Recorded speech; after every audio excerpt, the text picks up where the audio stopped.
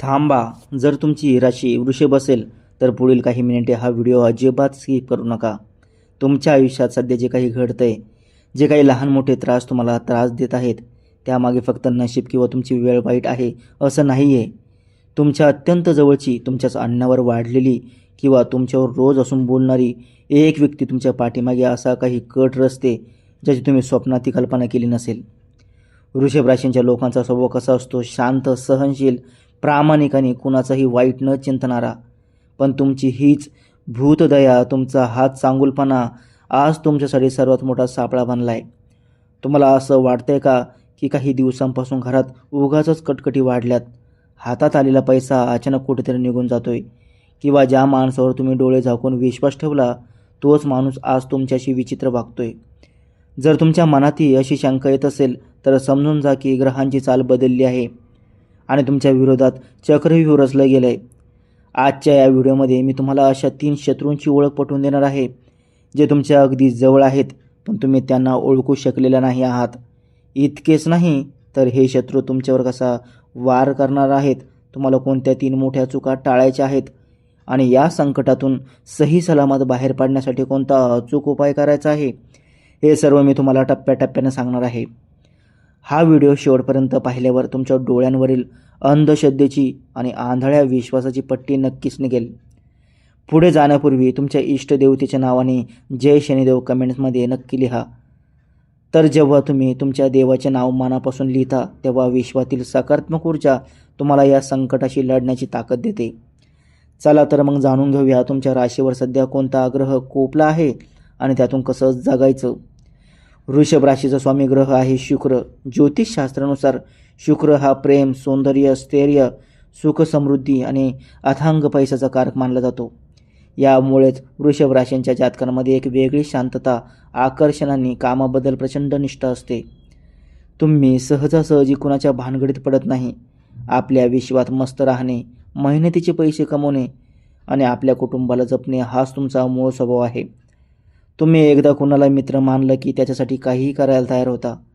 पण सध्या तुमच्या राशीची आणि तुमच्या राशी स्वामीची म्हणजेच शुक्र ग्रहाची परिस्थिती थोडी चिंताजनक झाली आहे. सध्याच्या ग्रह गोचरानुसार क्रूर आणि न्यायी ग्रह शनी तसेच छायाग्रह राहू आणि क्रोधाचा कारक मंगळ यांची वक्रदृष्टी तुमच्या राशीवर आणि शुक्रवर पडत आहे. जेव्हा शनी आणि राहूची वक्रदृष्टी शुक्रवर पडते तेव्हा माणसाच्या आयुष्यात अचानक उलथापालथ सुरू होते. जे लोक तुमच्या विरुद्ध कटकारस्थान करू लागतात, मंगळाच्या प्रभावामुळे तुमच्या आसपासच्या लोकांमध्ये मत्सर आणि द्वेष वाढीस लागतो. तुम्हाला वाटतं की तुमची स्थिरता आणि तुमचा प्रामाणिकपणा हे तुमचे गुण आहेत, पण या ग्रहस्थितीमुळे तुमचे हेच गुण शत्रूंसाठी संधी ठरत आहेत. शत्रूला नीट ठाऊक आहे की वृषभ राशीची व्यक्ती लवकर शंका घेत नाही. तुम्ही समोरच्यावर आंधळा विश्वास ठेवता आणि हीच गोष्ट तुमच्या विरोधात वापरली जात आहे. तुमचे शत्रू तुमच्या शांत स्वभावाचा गैरफायदा घेत आहेत. तुम्ही समोरून काही बोलणार नाही, तुम्ही वाद टाळाल हाच विचार करून तुमच्या पायाखालची जमीन काढण्याचा प्रयत्न सुरू आहे. त्यामुळे आता शांत बसण्याची वेळ निघून गेली आहे. आता सतर्क होण्याची वेळ आली आहे. आता आपण त्या 3 शत्रूंबद्दल बोलूया जे तुमच्या आजूबाजूलाच वावरत आहेत. पहिला शत्रू आहे तुमच्या घरातील किंवा जवळच्या नातेवाईकातील एक व्यक्ती. ही तीच व्यक्ती आहे जी तुमच्या समोर आल्यावर फार गोड बोलते, तुमच्या प्रगतीचं वरवर कौतुक करते, पण आतून ही व्यक्ती मत्सराने जळत असते. तुमच्या घरात एखादी नवीन वस्तू आली, तुमच्या मुलांनी प्रगती केली किंवा तुम्हाला व्यवसायात फायदा झाला की या व्यक्तीच्या पोटात दुखायला लागतं. ही व्यक्ती घरातल्या घरातील माणसांमध्ये फूट पाडण्याचे काम करत आहे. कुणाचे तरी कान भरणे, तुमच्याबद्दल इतरांच्या मनात गैरसमज पसरवणे आणि घरात सतत अशांतता कशी राहील हे पाहणे, हाच या व्यक्तीचा छुपा अजेंडा आहे. दुसरा शत्रू आहे तुमच्या कामाच्या ठिकाणचा किंवा व्यवसायातील सहकलाकार. सरकारी नोकरी करत असाल तर तुमच्यासोबत काम करणारी, तुमच्यासोबत जेवण करणारी ही व्यक्ती असू शकते. ही व्यक्ती तुमच्या पाठीमागे वरिष्ठांचे कान भरत आहे. तुम्ही केलेल्या मेहनतीचे श्रेय स्वतःकडे कसे घेता येईल किंवा तुम्ही कशी एखादी मोठी चूक कराल आणि अडचणीत सापडाल याच्या शोधात ही व्यक्ती असते. व्यवसायात असाल तर तुमच्या पार्टनरवर किंवा जवळच्या कर्मचाऱ्यावर डोळे झाकून विश्वास ठेवू नका. हा सहकारी तुमच्या विश्वासाचा घात करून तुमच्या व्यवसायातील गुप्त माहिती प्रतिस्पर्ध्यांना पुरवत असण्याची दाट शक्यता आहे. तिसरा आणि सर्वात धोकादायक शत्रू आहे तुमच्या प्रेम किंवा वैयक्तिक नात्यातील व्यक्ती, ज्याच्यावर तुम्ही स्वतःपेक्षा जास्त विश्वास ठेवला, ज्याला तुम्ही तुमच्या आयुष्यातील सर्वात महत्त्वाचे स्थान दिले. तीच व्यक्ती आज तुमची भावनिक आणि आर्थिक फसवणूक करत आहे. ही व्यक्ती तुमच्या भावनांशी खेळत आहे. तुम्हाला गरज असताना ही व्यक्ती दूर पळेल, पण स्वतःच्या स्वार्थासाठी तुमचा वापर करून घेईल. या नात्यात तुम्हाला प्रेमाऐवजी फक्त मानसिक त्रास आणि आर्थिक नुकसान सहन करावे लागत आहे. या तिन्ही शत्रूंना वेळेवर ओळखणे आणि त्यांच्यापासून 2 हात लांब राहणे आता अत्यंत गरजेचे झाले आहे. हे शत्रू तुमच्यावर थेट वार करणार नाहीत, तर अतिशय चालाखीने आणि नियोजनबद्ध पद्धतीने 3 मार्गांनी हल्ला करतील. पहिला मार्ग म्हणजे तुमच्यावर खोटे आणि गंभीर आरोप करणे. नोकरी किंवा व्यवसायाच्या ठिकाणी तुम्ही न केलेल्या चुकांचे खापर तुमच्या डोक्यावर फोडले जाऊ शकते. कामात अफरातफर केली, पैसे खाल्ले किंवा कामात हलगर्जीपणा केला असा खोटा आरोप लावून तुमची प्रतिष्ठा आणि नोकरी धोक्यात आणण्याचा प्रयत्न केला जाईल. समाजात तुमची जी मान सन्मान आणि पत आहे ती धुळीस मिळवणे हाच यामागचा मुख्य उद्देश असेल. दुसरा मार्ग म्हणजे आर्थिक फसवणूक. हे शत्रू तुम्हाला एखाद्या खोट्या संकटाचे नाटक दाखवून तुमच्याकडून मोठे पैसे उकळू शकतात.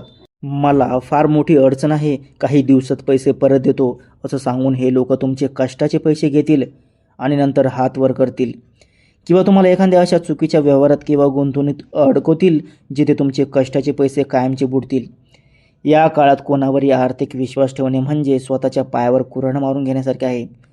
तिसरा आणि अत्यंत भावनिक वार म्हणजे रक्तातल्या नात्याचा शेवट.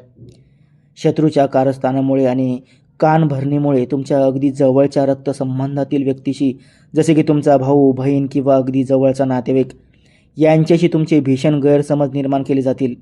ज्या नात्यात कधीकाळी प्रचंड प्रेम होते तिथे संशयाची भिंत उभी केली जाईल. हे गैरसमज इतके वाढतील की बोलणे पूर्णपणे बंद होईल आणि नाते कायमचे तुटण्याच्या वळणावर येईल. विचार करा, जेव्हा घरातीलच रक्ताची माणसे एकमेकांची वैरी बनतात तेव्हा संपूर्ण कुटुंब कसे उद्ध्वस्त होते. घरातली शांतता निघून जाते, वृद्ध आईवडिलांना मानसिक त्रास होतो आणि शत्रू मात्र दूर उभा राहून तुमच्या या दुःखाचा आनंद घेत असतो. हे नाते वाचवायचे असेल तर तिसऱ्या व्यक्तीच्या सांगण्यावरून स्वतःच्या माणसावर संशय घेणे तातडीने थांबवावे लागेल. या कठीण काळात जर तुम्हाला सुरक्षित राहायचे असेल तर तुम्हाला आजपासूनच 3 मोठ्या चुका करणे थांबवावे लागेल. पहिली चूक, रागाच्या भरात कोणतीही प्रतिक्रिया देणे किंवा उगाचच भांडणात अडकणे. शत्रूचा सर्वात मोठा डाव हाच असतो की तुम्हाला चिथावणे, तुमचा राग अनावर करणे आणि तुमच्याकडून अशी चूक करून घेणे ज्याने तुम्हीच वाईट ठराल. जेव्हा कोणी तुम्हाला चिथावणी देईल तेव्हा शांत राहा. तुमच्या संयमामुळे शत्रूचा अर्धा डाव तिथेच अपयशी ठरेल. रागाच्या भरात घेतलेला कोणताही निर्णय फक्त आणि फक्त तुमचेच नुकसान करेल. दुसरी चूक, बँक डिटेल्स, पासवर्ड आणि तुमच्या वैयक्तिक गुप्त गोष्टी कुणाशीही शेअर करणे. आजकाल डिजिटल युगात फसवणूक होणे खूप सोपे झाले आहे. तुमचा कोणताही OTP, बँकेची माहिती किंवा तुमच्या व्यवसायातील अत्यंत गुप्त प्लॅन्स तुमच्या अत्यंत जवळील मित्रालाही सांगू नका. ओठातून निघाले की पोटात राहत नाही, ही मन नेहमी लक्षात ठेवा. तुमची गुप्त माहितीच शत्रूंसाठी सर्वात मोठे हत्यार ठरू शकते. तिसरी चूक, कुणालाही उधार पैसे देणे किंवा नवीन आर्थिक व्यवहारात घाईने उतरणे. येत्या काही दिवसात जर कोणी तुमच्याकडे पैसे मागण्यासाठी आले किंवा तुम्हाला अचानक फार मोठा नफा मिळवून देणारी एखादी स्कीम सांगत असेल तर त्याला स्पष्टपणे नकार द्या. या काळात दिलेले उधार पैसे परत येण्याची शक्यता 0% आहे. तसेच कुठल्याही कागदपत्रावर नीट वाचल्याशिवाय आणि अनुभवी लोकांचा सल्ला घेतल्याशिवाय स्वाक्षरी करू नका.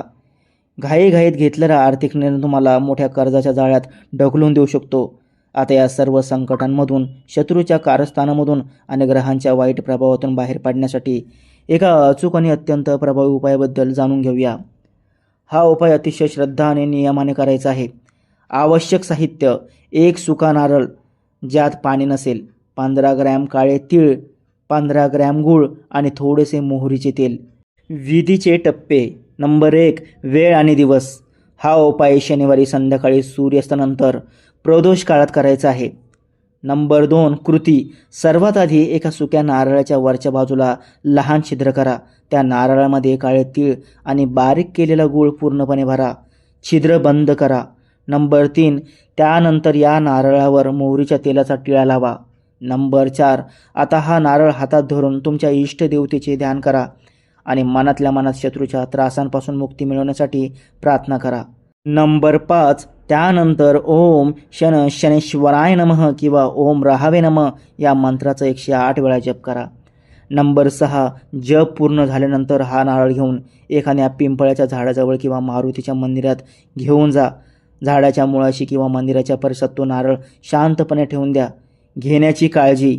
नारळ ठेवल्यानंतर तिथून निघताना मागे वळून अजिबात पाहू नका. थेट आपल्या घरी या आणि घरी आल्यावर हातपाय स्वच्छ धुवा. हा उपाय केल्याने तुमच्यावरील सर्व नकारात्मक ऊर्जा, शनी आणि राहूचा वाईट प्रभाव आणि शत्रूंची वाईट दृष्टी त्या नारळासोबत निघून जाते. हा उपाय सलग 3 शनिवारी केल्यास तुम्हाला तुमच्या आयुष्यात चमत्कारिक बदल दिसून येतील. बंधू आणि भगिनींनो, वेळ कधीच एकसारखी राहत नाही. ग्रह फिरतात तशी माणसाची वेळही बदलते. गरज असते ती फक्त योग्य वेळी सतर्क होण्याची आणि योग्य उपाय करण्याची.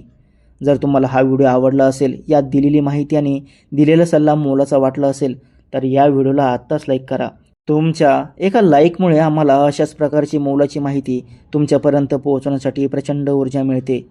जर तुम्ही आमच्या चॅनलवर नवीन असाल तर खाली दिलेल्या लाल रंगाच्या सबस्क्राईब बटनावर नक्की क्लिक करा आणि बाजूची नोटिफिकेशन बेल ऑलवर सेट करा, जेणेकरून येणाऱ्या प्रत्येक नवीन व्हिडिओची माहिती तुम्हाला सर्वात आधी मिळेल. तुमच्या मनात काही शंका असतील किंवा तुम्हाला या उपायाबद्दल काही विचारायचे असेल तर कमेंट बॉक्समध्ये नक्की लिहा.